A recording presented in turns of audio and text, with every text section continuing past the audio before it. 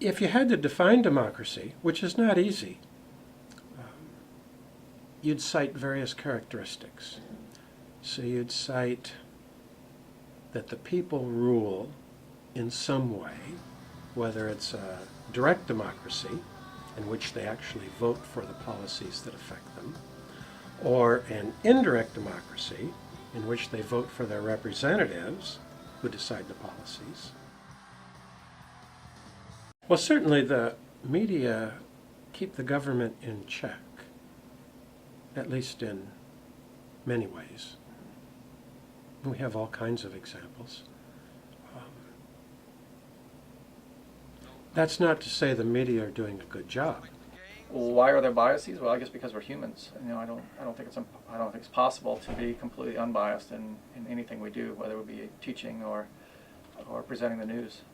I think it's because that's what people want. So, I think it's really difficult to ask the media to do something that's not going to draw viewers. That's their business, unless we want to go to a completely different model, with government-owned BBC kinds of things and no competitors, so you could force people to watch things that were bland and policy-based and down the middle. But I don't see that happening in the U.S. So, yeah, I don't blame the media a lot for what we have. To me, it goes back to the American people, and we love to watch things that are, kind of based on the horse race, who's winning, who's losing, maybe as opposed to things that really go into depth about the policy.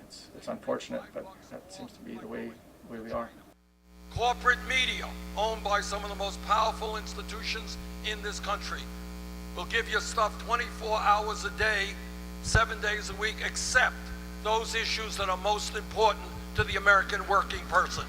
A Fox producer was interviewed once, and he acknowledged in the interview that he sometimes told the anchors to report things that he knew weren't true.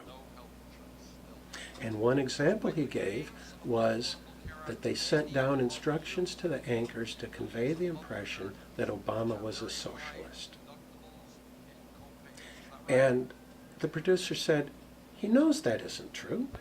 And when he was asked why he did that, he just chuckled and said, oh, to be mischievous. But it's part of the strategy. Pit the listeners against the other side, make them angry at the other side, make them angry at the government, even if you have to say some false things along the way. I think it's important to be a little bit more open about your biases. To pretend that you're fair and balanced is misleading, because they're not. And so I think it would be much better just to say, this is our position, this is where we come from. It's not hard to figure out, right? You don't have to be a genius to spot what they're doing and what MSNBC.